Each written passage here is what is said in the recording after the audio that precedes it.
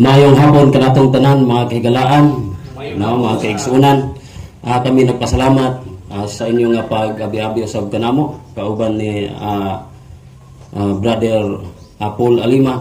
Usa ka kagayunan nga gihatag sa Dios matag sa kanato tungod kay nagkailhanay ta kaysa mga live siya nako makita, no? Ug ini kagayunan sa diha nga si Brother Richard nagtawag nga muanhi siya diri sa Kabadbaran. So nang-imbitar po si Brother Richard nga naon tayo magatambong o hinungdan nga naa kami ni ining mga taknaa alang sa pagpahayag usab sa nabatunan nga mga kamatuoran isip mga Kristohanon, no? Kitang tanan mga kaigsunan mga nag-angkon nga mga Kristohanon, no? Unya kini nga pag-angkon nga Kristohanon kinahanglan mapamatud-an sumala sa Biblia. So bago lang mga kaigsunan ang sunog sa aming balay mo nang hiram ra ko og Biblia, no? Kay ang gigamit nako nga Biblia gihatag sa ako na pud karon bag-o kana mang sa saksi ni Jehova. So wala gid koy mga dala nga lain nga mga referensya gani Biblia ra gid ang ato nga hisgutan mahitungod sa pagpatugbos kamatuoran mahitungod niini nga pagkaon.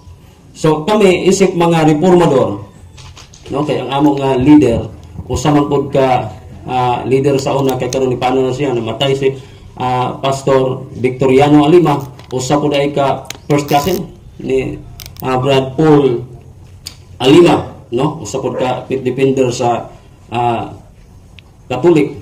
Mao nga gusto ko namo ipahat ingon nga mga membro kay kami igo ang mga membro rami sa International Missionary Society Seventh Adventist Church Reform Movement, no? Dunay kalahian sa Seventh Adventist nga sige po ninyo atubang nga sila nagakaon pa kay naa sila kanang sa Levitical order nga pagkaon. So ang tinuod nga Seventh Adventist mga minahal ko mga kahigalaan usa nga prinsipyo, no, nga gibarugan mahitungod na sa pagbiya sa kalanong unod. So sa pagkakaron ang atong hisgutan mahitungod man sa pagkaon tungod kay ang una nakong dalong nga topic ug si Brother Richard sa ikaduha adlaw ng paghulay mahitungod sa 7 period of biblical food, no? So kini siya mga kaigsuonan ang Dios naghatag sa pagkaon sa matag panahon. Matag panahon nganong gihatag niya nga gipagkaon ug unod ni nganong dunay mensahe nga pabiyaon pod sa pagkaon sa unod sumala sa mabasa po nato sa Biblia. So diri sa Salmo 145 bersikulo 15 nagaingon siya diri. Ang mga mata sa tanan naghulat kanimo o gihatagan mo sila sa ilang makaon sa matag panahon. No dunay gihatag ang Dios mga pagkaon, no, sa matag panahon. Dili lang kay sa kana nga panahon iya nga gihatag unya aplikado pud sa atong panahon. So dili gihatag niya sa matag panahon tungod kay nagahatag si Jehova sa pagkaon sa matag panahon. Unang pagkaon mga kaigsuonan nga gihatag sa Dios mabasa nato dito sa Edenic diet sa Genesis 1:29 ug ato nga basahon kung unsa ang una nga pagkaon nga iya nga gihatag. Ingon siya diri sa 29 sa Genesis 1, og miingon ang Dios, tan-awa gihatagan ko kamo sa tanan nga balili nga nagahatag og binhi nga anaa sa ibabaw sa naong sa tibuok nga yuta og sa tanan nga kahoy nga may bunga sa kahoy nga nagahatag og binhi aron alang kaninyo kini mahimong tanan-o. Gihatag sa Dios sa una nga mga ginikanan nato kay kita mga igsoon romanta kay unang tao si Adan ug si Eva man gyud atong gituohan na siya. Unang gihatag sa Dios sa ila unsa daw? Mga kahoy, bunga sa kahoy ug ang ilang mga binhi alang sa pagkaon gihatag sa Dios ngadto kanila. Unang nga pagkaon nga gihatag sa Dios mauna siya ang prutas, maingon man sa iya nga mga binhi.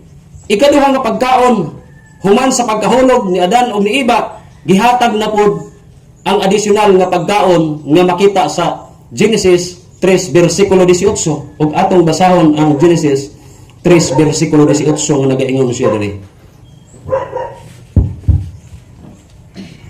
Kini magapaturok usab kanimo og mga sampinit og mga kadiyapa og magakaon ka sa mga hilamon sa kapatagan. Dunay gihatag na pod nga pagkaon unsa gani daw? Kadiyapa, hilamon. Pag ingog mga hilamon intra na diha ang mga gulayon. Gihatag sa Dios sa ila additional tungod sa ilang pagkahulog na wala sila sa Eden unya gihatagan sila og lain na usab nga pagkaon nga mao ang mga hilamon. Ikatulo nga pagkaon human sa lunod. No? Hinumduman nato mga kaigsuonan tag-as ang ilang kinabuhi sa una. So wala pa sila nagkakaon og mga unod. So human sa lunod gihatag na pud sa Ginoo ang pagkaon sa ilang additional mao ang flesh meat. No? Pagkaon nga unod nga mabasa pud nato sa Genesis 9 bersikulo 3. Ingon siya diri. Genesis 9 bersikulo 3 o 4 nagakanayon ang maong pulong. Ang tanang butang nga nagalihok og buhi mahimong kalanon alang kaninyo ingon sa mga utanon og mga balili gihatag ko kaninyo ang tanan apan ang unod uban ang kinabuhi niini nga mao ang dugo dili ninyo pagkaunon. Gihatag sa ila ang pagkaon sa unsa unod utanon og gihatag na pud ang unod pero kinahanglan siyang kuhaan og dugo. No, ang ilang procedure sa pag hikay mga kaigsuonan sa kalanon nga unod kinahanglan nga kuhaan gyud dugo kay nganuman ang dugo na adiha ang kinabuhi. Kinahanglan walaon ang kinabuhi ay nila kauno. No? Usa ka paagi mga kaigsuonan nga gihatag sa Dios sa ila ang pagkaon sa unod pero dunay procedure kung unsa ang paagi sa pagkaon ug unod. Og ang Genesis 7 bersikulo 8 ginatugot na po nga dunay mga mananap nga kaunon pero dunay mahugaw ug dunay mahinlo ug kadtong mahinlo ang kinahanglan nila nga kaunon. Imong mabasa sa Levitico 11:1 padulong sa 20, no? Gisaysay diha kung unsa ang mga mananap nga kinahanglan kaunon. Dihatag na sa Dios daan ang instruksyon sa diha nga nisulod ang mga mananap gipasulod dinuy ang mananap ngadto sa arka. Dunay tagpito, dunay tagduha. Unya gisgutan pod sa Levitico nga ang kadtong nagapangusap nga dunay buak og kuko pwede ninyong kaunon. Pero kadtong wala magapangusap o bisan buak siya og kuko pero wala nagapangusap dili siya kaunon kay kini hugaw. Og naagyoy mabasa diha nga ang hugaw nga mananap dili siya kaunon sa panahon sa human sa lunok. Og sa ikaapat mga kaigsuonan gidala na pud sa Dios ang iyang mga kanakan. No, hinumduman nato ang mga Israelinhon usa nga giila sa Dios nga iyang mga katawhan gidala ngadto sa kamingawan. Unya gisulayan sila sa Ginoo kung mulakaw pa sila sa dalan sa Ginoo gihatag kanila ang pagkaon nga ginatawag mana.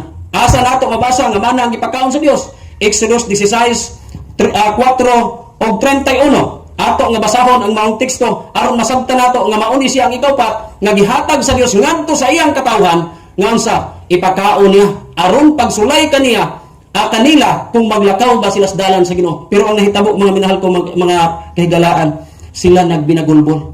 No, atong basahon kung tinuod ba nga mabasa kay Biblia raw ay mga referensya ang dala. Ingon siya diri sa 16:4 o ni Alaktaw 31. Ingon siya, unya si Jehova miingon kang Moises, anaa karon magapaulan ako og tinapay gikan sa langit alang kaninyo og sa katawhan, manggula og magkuha og igo nga bahin sa tagsa kaadlaw aron ako makasulay kanila kung sila magalakaw ba sa akong kasuguan o dili. So kanto nga pagkaon magkaigsunan gihatag sa ila alang sa pagsulay sa Dios ngadto sa iyang mga katawhan. Gipakuha sila igo nga pagkaon sulod sa usa lang ka adlaw. Oh? Unya sa pag-ikaunong kaadlaw dublihon nila tag duha ka umer. Mapanos man na siya kung dublihon nimo sa unang adlaw kung magkuha kag duha ka umer, panos ang madangatan. So isa lang gyud ang kaunon kanang paigo nimo sa isa ka adlaw. Pag abot sa ikapito ay kaunom, dublihon nimo kay adlaw nga ipapahulay pagkaugma dili ka makakaplag ni ana kay wala magapaulan si Jehova ugma na sa adlaw ikapito adlaw nga ipapahulay. So kini nga pagkaon gihatag sa ni Jehova aron sa pagsulay. Og diri sa 31 ingon siya diri, og ang panimalay sa Israel naghingala ni ana nga mana og kini maingon sa liso sa kulantro nga maputi og ang iyang lami ingon sa tinapay nga manipis nga may dugos. So kini siya ginatawag nila mana. Pagkaon ni siya mag-igsuunan sa mga manununda ngadto sa langit, wa nila nang sayri. Pero unsa ang ilang gihimo? Nagbinagulbol sila. May pa daw sila nga matay didto sa Ehipto diha sa kabusog kaysa mga matay sila sa kagutom. No? Grabing binagulbol nila si Moises nga ilang leader nagmulo sa Ginoo. Nga unsa man may pamatay siya kaysa mga tao nagsigig binagulbol. Pero gisulayan ni Jehova mag-igsunan kung sila matinumanon, pero ang ilang gihimo nagunsa man sila nagbagulbol o mabasa nato sa Exodus 16, 11 ug 12. So diri na pod nagdinangoy-ngoy gihapon sila. Di na nato basahan ang teksto pero akong ihatag Numeros 11 6 o 18 padulong sa 20 nagdinangoy-ngoy sila nga may pa silang mubalik didto sa Ehipto. No? Kay ilang na hunaw-hunaan nga tuwa didto ang mga kanang isda nga naaskulon. Mga kalanon nga unod nga marusog sila. Ilang gisunod mga kaigsunan ang tinguha sa ilang kasing-kasing. Usa nga nakita sa ilang mga kaigsunan kung tan-aw nimo ang Pilipos 3 versikulo 19 nahimo nilang Dios ang ilang tiyan. No mo ano usa pildihon ta pinagis pagkaon. No? So diri mga kaigsunan sa ikalima ka tungod kay sila nagdinangoy-ngoy diri sa ikalima nga pagkaon. Dito sila sa Kanaan gihatag na po diha sa Deuteronomio 14 versikulo 4. Ug atong basahon ang Deuteronomio 14 versikulo 4 kung unsa na po ang gihatag sa Dios dito sa Kanaan. No? Kay niabot man gihapon sila nga naglugoy pero gipasulod sila sa Kanaan, gipakaon sila og usab unsa nga pagkaon na po? Mao ang mananap na usab gitugot sa ila. Ingon siya diri sa 14 versikulo 4. Ingon siya kini mao ang mga mananap nga pagakaon ninyo ang baka, ang karniro ug ang kambing. Gipakaon dito pero unsa nga mga mananap?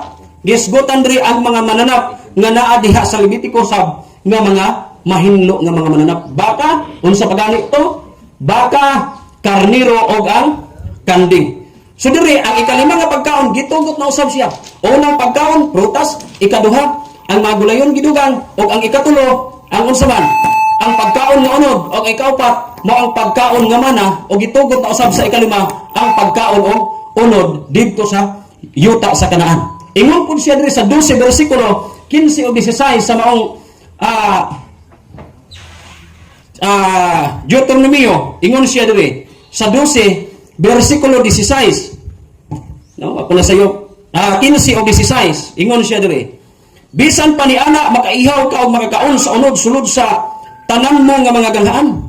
Ingon sa tanang gitinguha sa imong kalag sumala sa panalangin ni Jehova nga imong Dios nga iyang gihatag kanimo ang mahugaw ug ang mahinlo makakaon niini ingon sa unod sa kurso ug ingon sa unod sa sirbo. Ingon siya diri sa 16 o galing dili ka magakaon sa dugo igayabo mo kini sa ibabaw sa yuta sama sa tubig.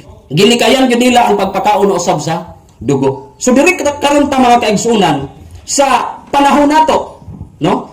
Panahon nato kung kadtong mga pagkauna giaplikar ba pud sa ato, no? O aplikasyon ba pud sa atong panahon sa pagkakaron. Atong basahon ang ikaunom na pud nga pagkaon nga gihatag. Ang 1 Korinto 10:1 padulong sa 11 naghisgot siya mahitungod sa panaw sa Israel umoy aplikado sa atong panahon sa pagkakaron. Nga dili ta managsama sa ila nga unsa ilang gihimo katong ikaw pagkaon mana. Dili ta managsama sa ila nga nagbinagulbol unya unsay gihimo sa Dios sa ila.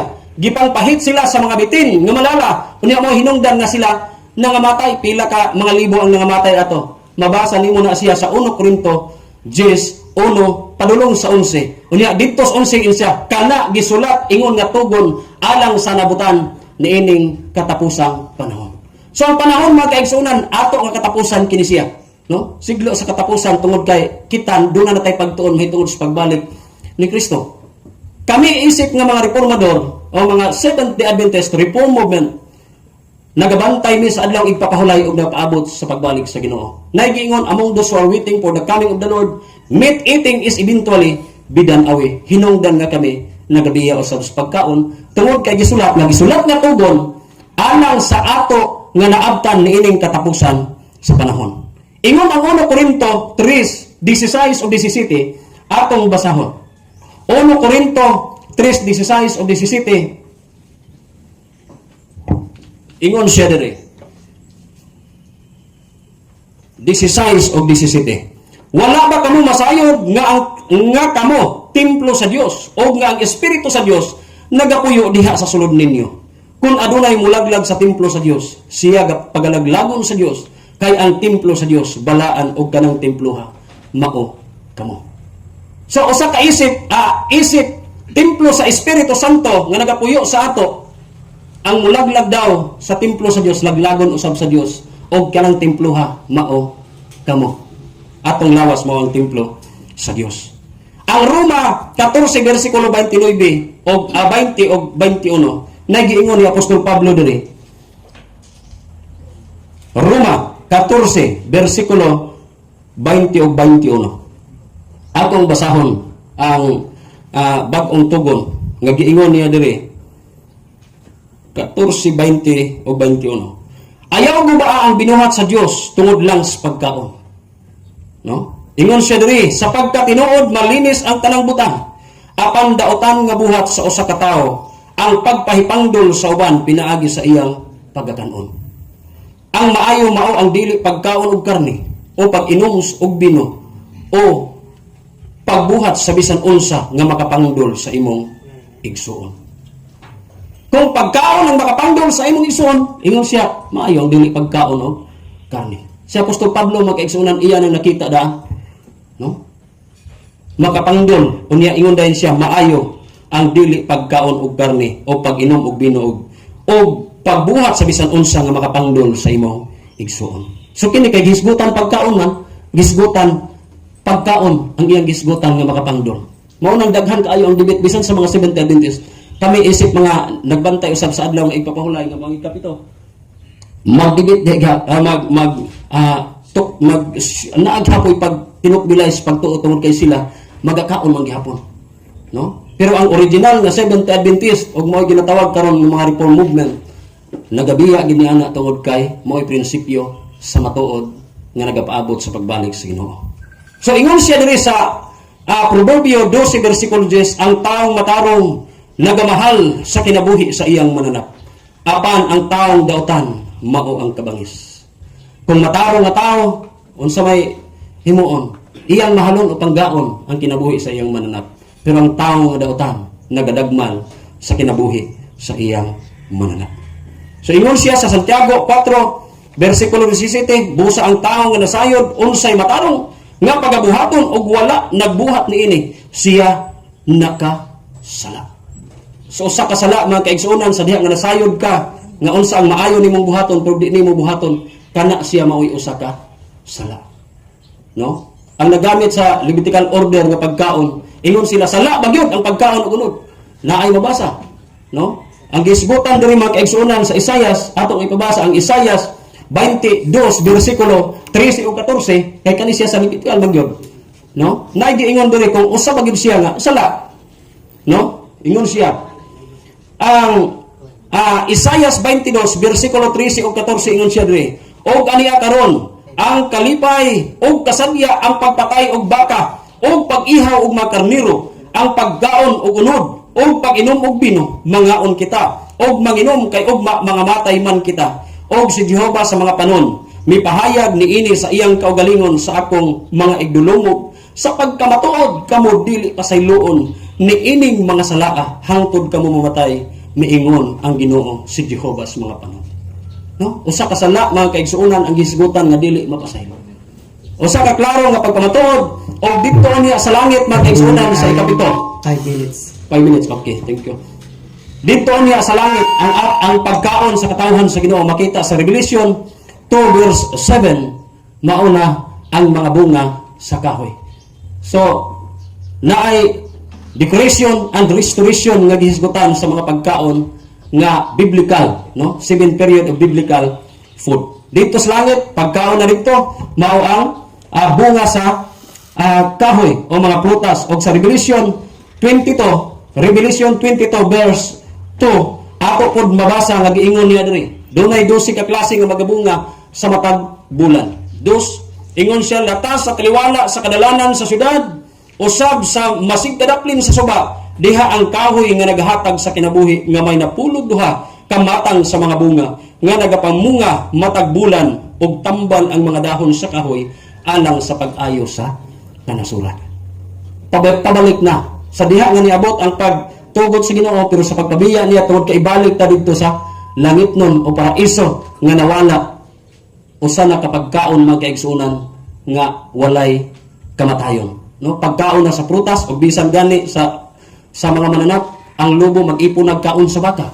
ang mga leon mukaon na og dagami sama sa baka. Mabasa nato na siya sa Isaias 11:6 ug 9 ug Isaias 65 bersikulo 25. Nag-uban sila. So kana siya nga pagpaiuli sa Dios alang sa pagkaon ngadto sa iyang mga katawhan, gi-practice sa mga katawhan nga nagapaabot sa iya nga duolo nga pagbalik. O ginaot unta ang panalangin sa Ginoo mabat na nato mag-igsunan katapusan nato nga teksto nga pagdalon tungod kay ato nga oras naman lang mag 5 minutos atong basahon ang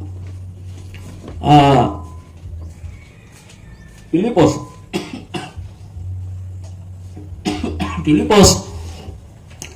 4 bersikulo 8 katapos ang teksto nga ako nga basahon. Pasensya lang mo kay giubo ko kay nagbuwad og humay na ulanan. Sige ubo niya gapon. Entero pa adlaw simba na mo kay sa adlaw ipapahulay tibok man adlaw ipapahulay nga mo pagsimba. Ingon siya sa katapusan mga igsuon.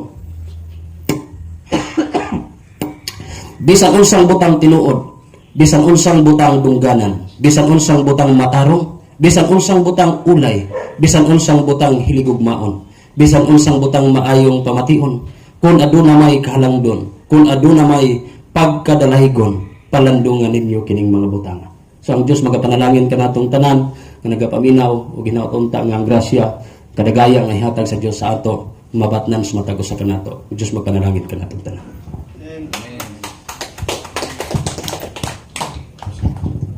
Daghan kayong salamat, Dad Jundri, sa imong affirmative nga pagpahayag sa pagkaon.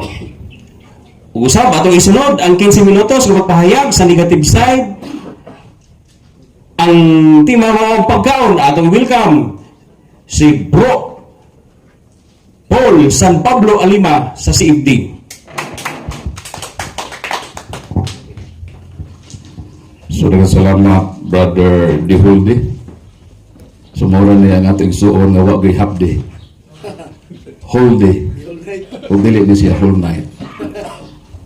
So, sa akong kaabang, nining tema sa pagkaon, Brother Junri, o sa iya makaubanan, Brother Richard, o sa iya team dinhi, o kaninyong tanan. Ngayon kami tambong nining pahayagay sa pagtuo.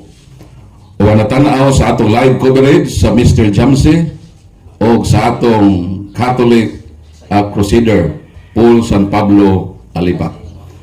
So once again, welcome sa pahayagay sa pagtuo. O ganyan kita sa 15 minutos nga pagpamapha sa mga mumho sa katarungan nga gipadayag sa lamisa ni Brad Junre nga kung atong paminawon ang iyang istorya na may kamatuoran sa iyang gipamulong kay puro man to biblikal itong iyang gipanghisgutan. Pero ang atong Ginoong Kristo nag-ingon sa Marcos Kapitulo 12 versikulo 24 nga ang mga hinungdan kung nganong ang tao mahitumpawak sa kasaypanan aduna nagyoy duha ka hinungdan nga gipadayag sa atong Ginoong Kristo. Bingon si Jesus, pagkasayop ninyo nasayod ba kamo ngano kay wala kamo makasabot sa kasulatan ug sa gahom sa Dios. So dili prueba na ang tao nagbasa-basa Biblia nga insakto na. Dili igo ang pagbasa-basa, kinahanglan ang pagsabot. So kadto mga gipadayag ni Brad Junre ato to hisgutan unya taon-taon. So kinahanglan sa dang magbasa tag Biblia, kinahanglan ang pagsabot. O ikaduha nga kasaypanan sa tao, mingon si Jesus, kay wala kamo mahibalo sa gahom sa Dios. Ang Dios naghupot sa gahom magitawag power to prohibit and power to permit. Mabasa ka na sa Mateo 16:19. Ningon si Kristo, ihatag ko ang kagahuman sa pagdili o pagtugot. So kinahanglan mahibalutan ni anak nga di lang kay ang ato kanarang gidili kanunay moadto pud ta sa butang gitugot. So gibasa niya kaganina ang balaang kasulatan, iyang gikutlo ang Levitico Kapitulo 11. Nga naghisgot nga dunay gibawal nga pagkaon. Ngano tungod kay ang Ginoo doon na lagi siya gahom sa pagdili. Pwede siyang makadili mahitungod sa pagkaon. Apan ang Dios doon na usay gahom sa pagtugot sa pagkaon. Dinhi sa Genesis Kapitulo 9, versikulo 2 o 3, mao kini ang atong mabasa. Kung sa kining mga pagkaon nga gitugot sa Dios nga kanon sa tao. Genesis Kapitulo 9, versikulo 2 o 3 sa The Holy Bible, the New Living Translation, mao kini ang atong mabasa. All the animals of the earth, all the birds of the sky, all the small animals that is carried along the ground, and all the fish in the sea will look on you and fear with fear and terror. I have placed them in your power. I have given them to you for food. So giklaro din nga kay ang Dios doon na may authority to prohibit and to authority to permit. Kining gibasa nato sa Genesis 9:2 o 3, maingon ang Ginoo nga ang tanang mananap, ang tanang mga langgam, ang tanang mga isda, gihatag ko kini kaninyo aron inyong kanon. I have given them you for food. So mao ni ang gahom sa Ginoo. Doon na siya power to permit. Kay kini manggo mga mananap maghihimo sa Ginoo. Namis ni Brad John Ray ang poem nga doon ay duha ka klaseng mailang nga hugaw. Una, ceremonially unclean. Hinumduman nato ang kining ceremonially unclean, that does mean nga naturally unclean. Kay kining mga mananap din nga under sa Mosaic law, dili man ni naturally unclean. Panalitan, basahon nato sa Deuteronomio 14, 2 o 3, mo kini ang atong mabasa. You have been set apart as holy to the Lord your God, and He was chosen you from all the nations of the earth to be His own special treasure. You must not eat any detestable animals that are ceremonially unclean. So katong giingon niya nga mga hugaw under sa Mosaic law, ang ilang pagkahugaw ceremonially unclean. Dili kay naturally unclean. Kay kung atong balikan ang paghimo sa Dios sa tanan nga mga butang, unsa may declaration sa Ginoo. Basahon nato ang Genesis Kapitulo 1, versikulo 25. Ato na idadik ang konklusyon.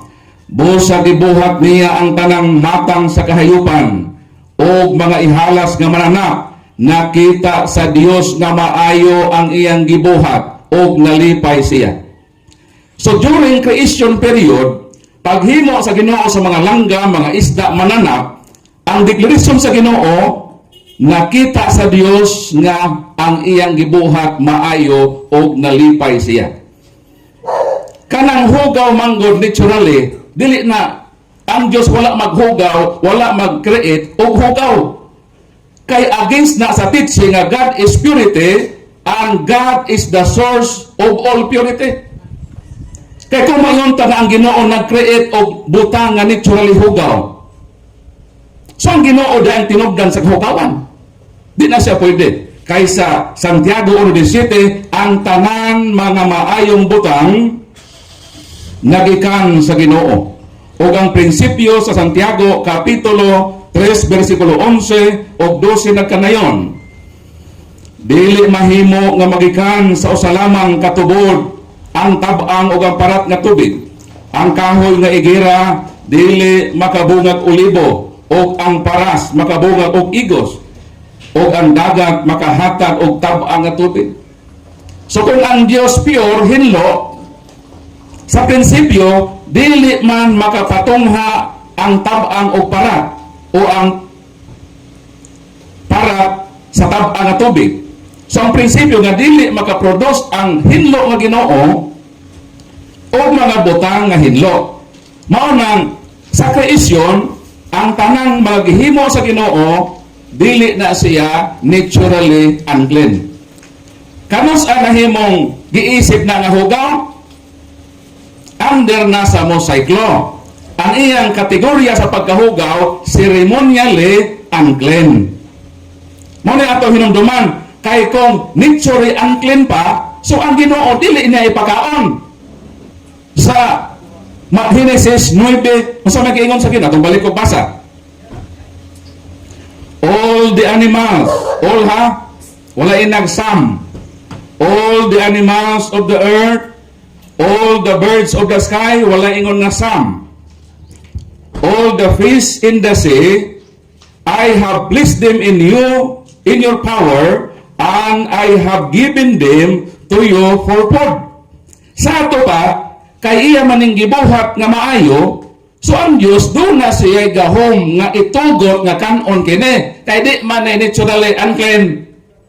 Ang iyang kategori ang kategori nganong giisip siya na hugaw, ceremonial man.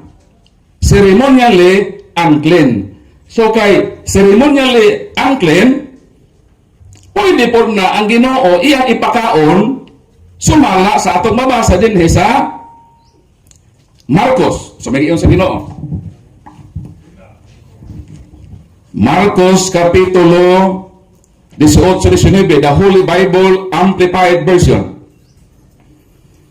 And he said to them, then are you also intelligent and dull and without understanding? Do you not discern and see that whatever goes into a man from outside cannot make him unhallowed or unclean? 19. Since it does not reach and enter his heart, but only his digestive tract, and so passes on into the place designed to receive waste, thus he was making and declaring all foods ceremonially clean, that is, abolishing the ceremonial distinction of the Levitical law. So ang Ginoo na si power to prohibit and power to permit. So katong gi-prohibit under sa Levitical law, gi-declare ang Ginoo nga ang tanang pagkaon ceremonially clean. Mao bitaw kung inyo mamatikdan, nakabasa sa ganina og bersikulo, nalipay ko. Kay gibasa niya kaganina ang Roma. O ato tong balikon.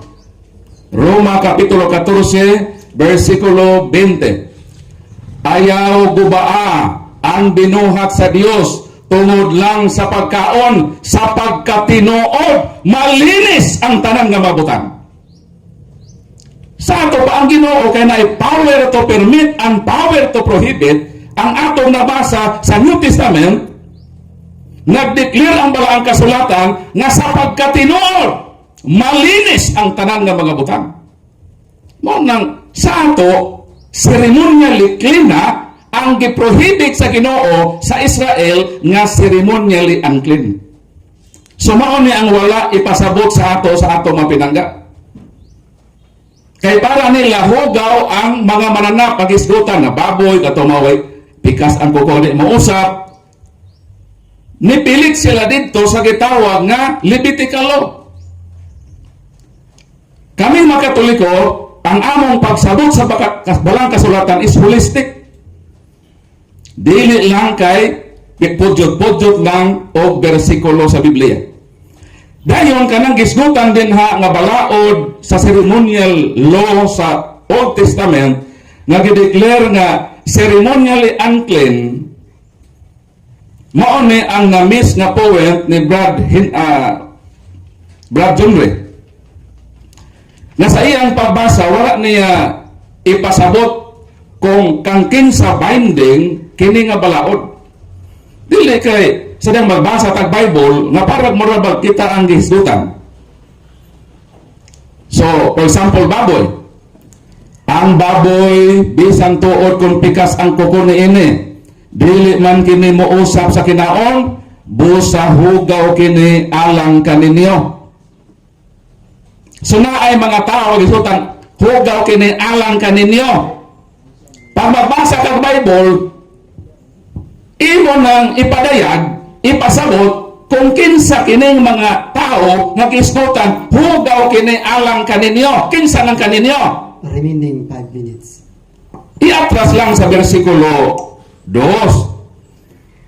Sultihi ang mga Israelita.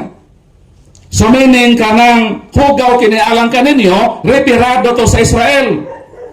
Ang pangutana, kundi ka Israelita, binding ba na nimo? Wa mo na nilitugan. Deuteronomio Kapitulo 14. Ang sa may gikan sa palang kasulatan. 14:2, katawhan kamo nga balaan, kisa maning kamo, referido ni sa Israel. Gipili o gipanag-iya kamo sa Ginoo, o walay laing katawhan sa tibuok kalibutan. So meaning, exclusive ni para nila. Noon sa, versikulo 3, ayaw pagkaon sa bisan unsang butang nga hugaw. So kanang giingon nga, mahugaw kini alang kaninyo, dili na retirado sa pangkatibukan, kay dili man na universal law. Exclusive law man na sa Israel. Mao nang dili obligado nga bawalan ang dili Israelita. Asa mabasa? 21. Ayaw kamo pagkaog mananap nga namatay lamang iyaha, apan makakaon ni ini ang mga langyaw og mahimo kining ibaligya ngadto kanila aron ila kining pagakanon. Lalo ba? Nga ang balaod Levitical dili na balaod nga pang universal, kung dili balaod sa Israel, mao nga ang gibawal nga dili kanon sa Israelita pwedeng ipakaon sa mga dili Israelita, kay dili man na siya universal law. Ug ang iyang pagkahugaw dili natural kun dili ceremonial, busa pwede na po nang ipakaon under sa declaration sa Ginoo. O di ko mobiya atong iyang bersikulong gibasa, Roma 14:20, nga sa pagkatinuod malinis ang tanan nga mga butang. Apang kinahanglan lang nga sa atong pagkaon magampo ta. Dinhi sa unang Timoteo sa may giingon, unang Timoteo Kapitulo 4 versikulo 4 ug 5. Remaining time 3 minutes. Ang tanan nga gibuhat sa Dios maayo. Unsa ang tanang butang gibuhat sa Ginoo? Maayo. Kanang hugaw maayo na dili. Maayo na dili. Dili na maayo na hugaw.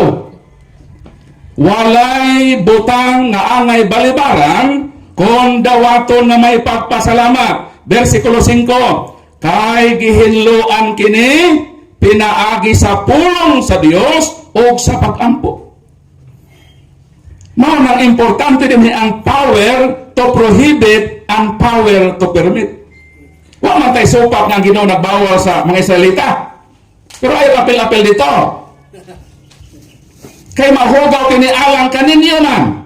Sa to pa na ay gitumbok nagkatawhan nga binding kanila nga kining mga butang nga hugaw, but hugaw ceremonially, not naturally. Kaya iyang gibasa 14:20 sa Roma, sa pagkatinuod malinis ang tanang butang.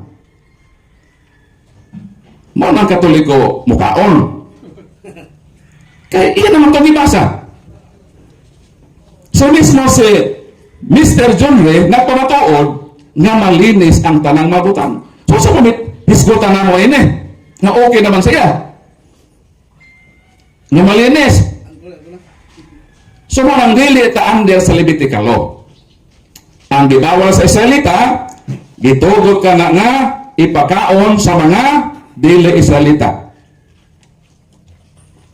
So ato naman itong nabasa sa 14, 1 minute. 2 o 3, kama 21. So mao na ang pinakasikreto sa pagtuon sa balaang kasulatan, kinahanglan dili ta magbasa-basa. Kinahanglan nga sabto nato ang atong gibasa. Kaya ang hinungdan matud pa ni Kristo nga nangasayop kamo kay wala ka mo makasabot sa balaang kasulatan. Kato yung ipangbasa kapag kaong gitugot at problema to. O kita to. Pero malinis ang tanang pagkaon. So mo kini ang una na kong pagbalog nga gipadayag nato nga isulti lang ang kamatuoran. Unsa ba na siya ceremonially unclean or naturally unclean. So ato na napasabot o kay hope makasabot ta kay gihatagan mo sa Ginoo o giya o gasa nga sa labutan uban ang landag sa Espiritu Santo. So